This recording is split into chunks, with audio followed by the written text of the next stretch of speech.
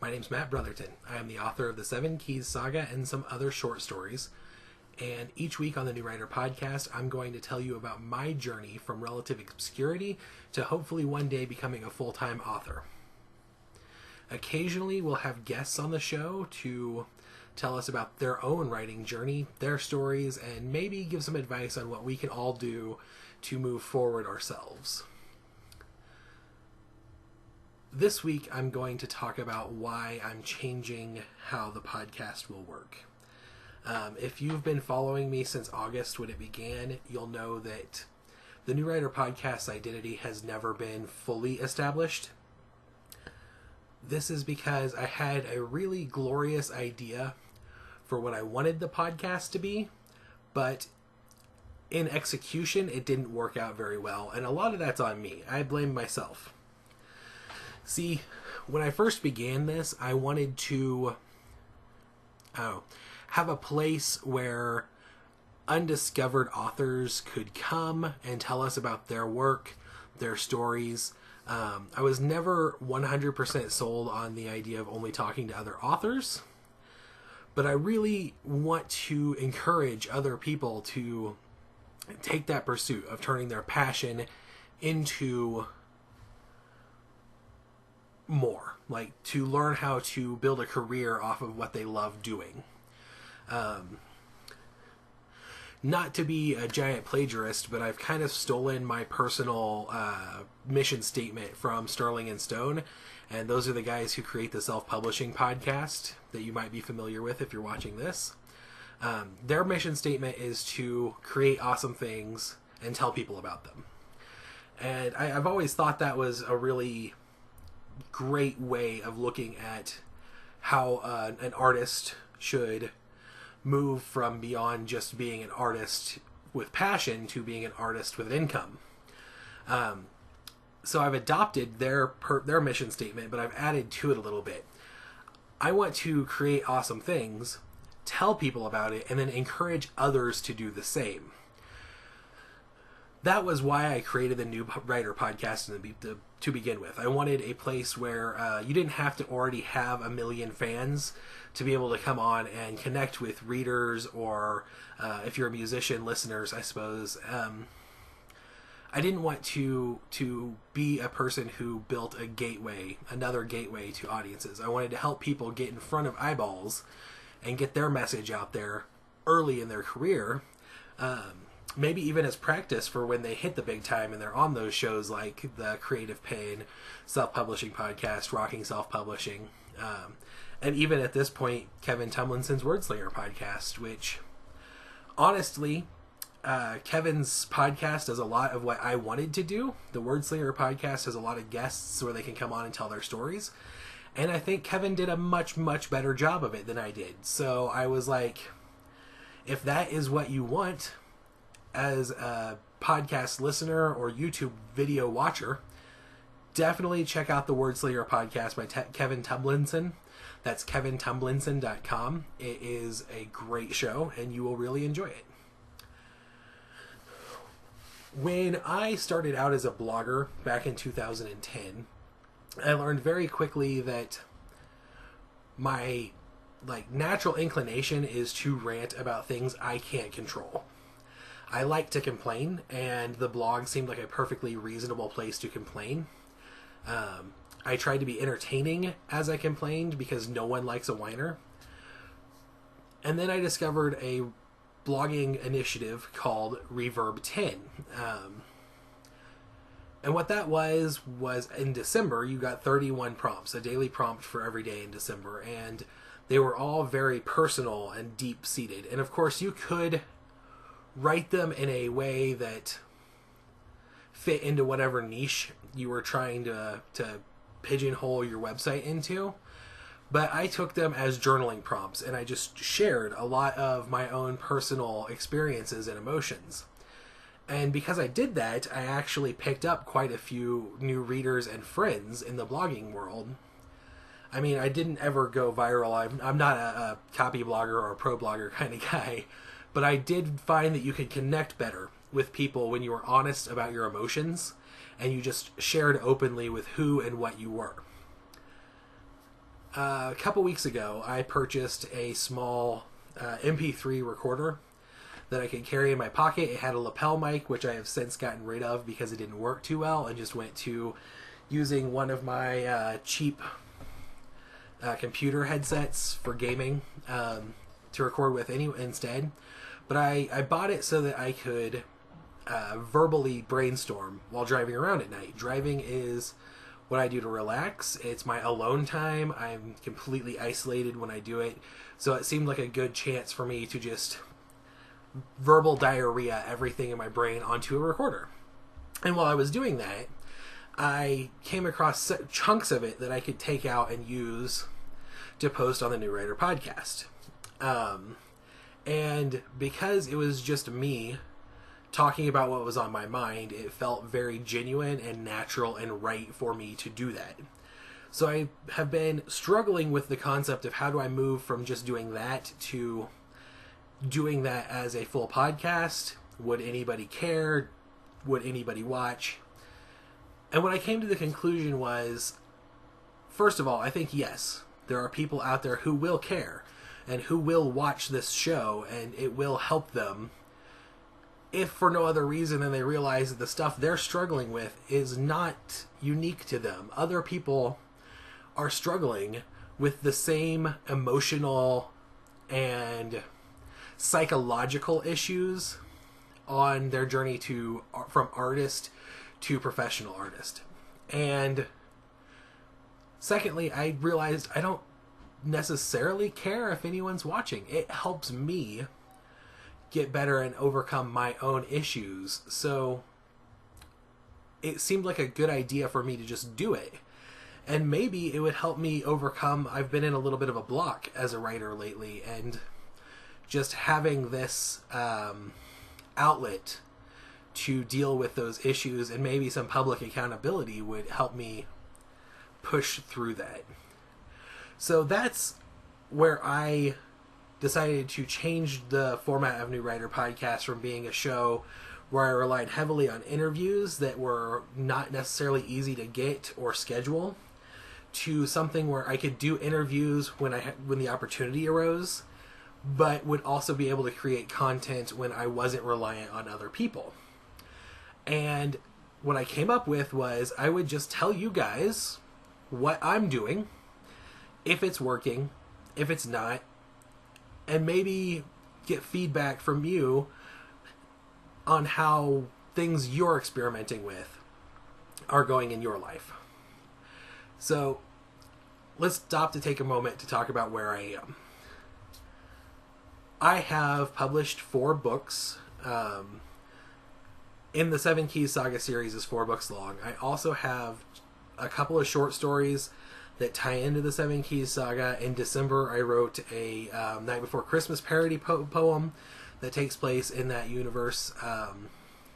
I've also co-written a serial sitcom with my friend C. Michael Brown, is what we put on the title. His name is actually Chris Brown, but there were some negative connotations in the pop culture world at the time we were publishing that we thought we would get away from. So we went with his initials and his middle name. You can find him online on Twitter as @Yeti_detective.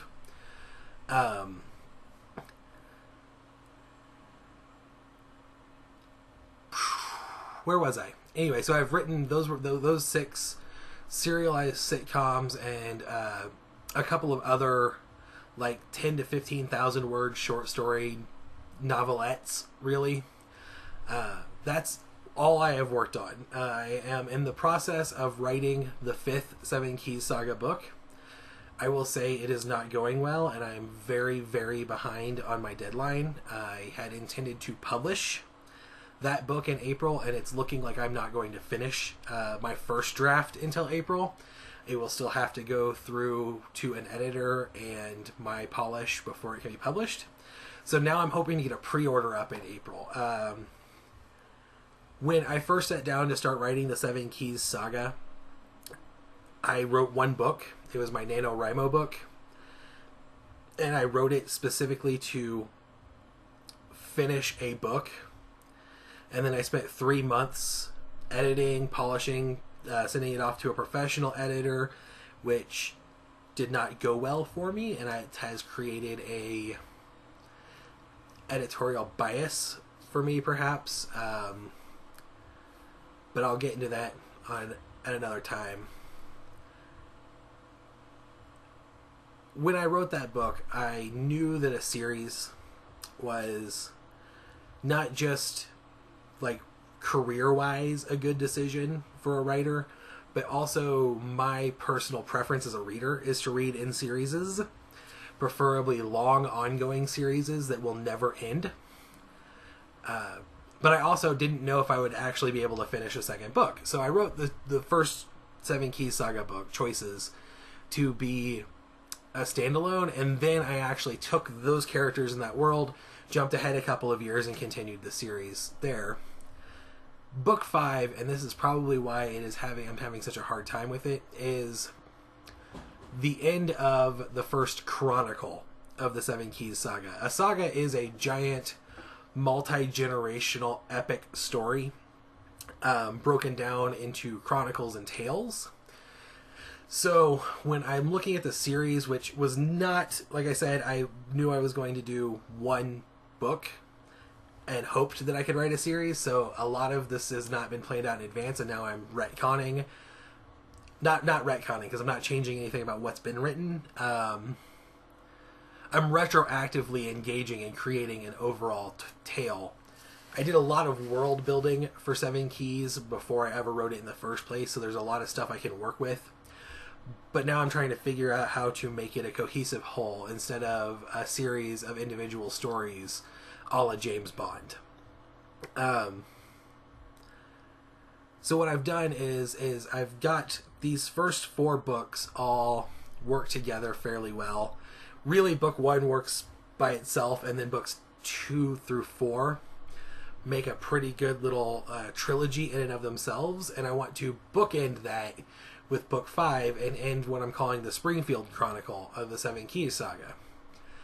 And part of that is because I want to move on to writing some other things. I think in the last year of writing, I've matured enough as a writer that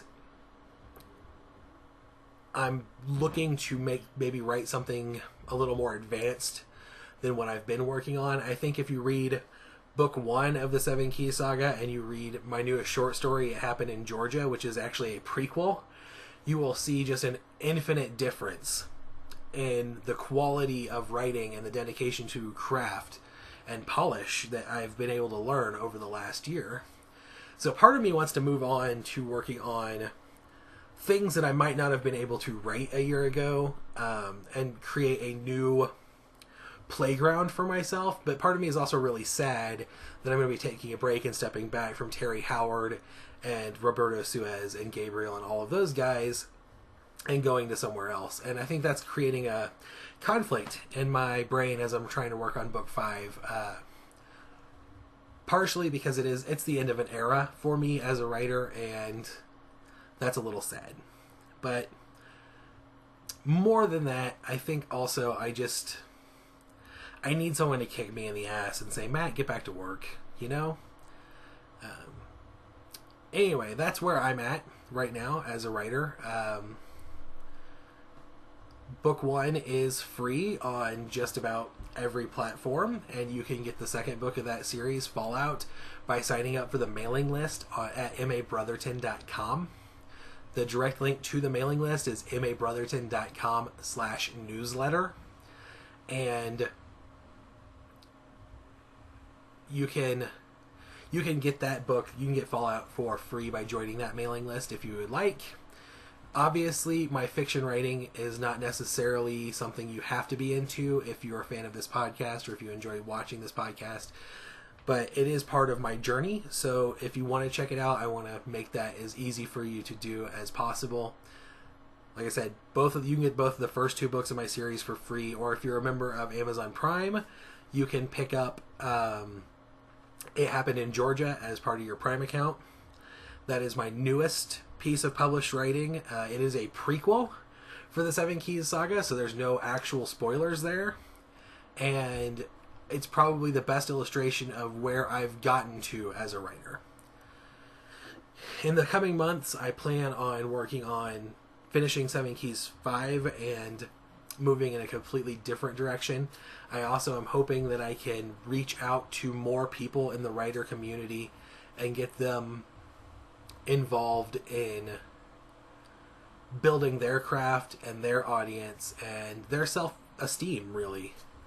So I hope you will follow along with me and give me your feedback and your thoughts on newwriterpodcast.com. You can just go there and comment. You can email me at any time. The official email for New Writer Podcast is contact@newwriterpodcast.com. And if you are looking to be on the show or have ideas for things you would like to see me talk about on the show or anything related to the show itself, you can email me there. And if you have anything you would like to talk to me about as a writer or just a person, anything not related to the show that you want to talk to me about, you can email me at mabrotherton@mabrotherton.com. And I will be happy to hear from you. I love getting emails. I love hearing from fans. You can also find me on Twitter at mabrotherton or on Facebook, mabrotherton.com/Facebook, and connect with me there. I'm on Google Plus less often, but I am there. I look forward to hearing from you. I would love to have a conversation with anybody about their journey as an artist trying to become a full-time professional artist. And thank you for watching this. I will see you next week. These will be weekly for now. I don't know that I necessarily have it in me to record one of these every night. And I definitely don't have it in my bank account to pay for the podcast hosting to record one of these every night. So thank you for watching. Click thumbs up on YouTube. Subscribe on iTunes. Have a wonderful day.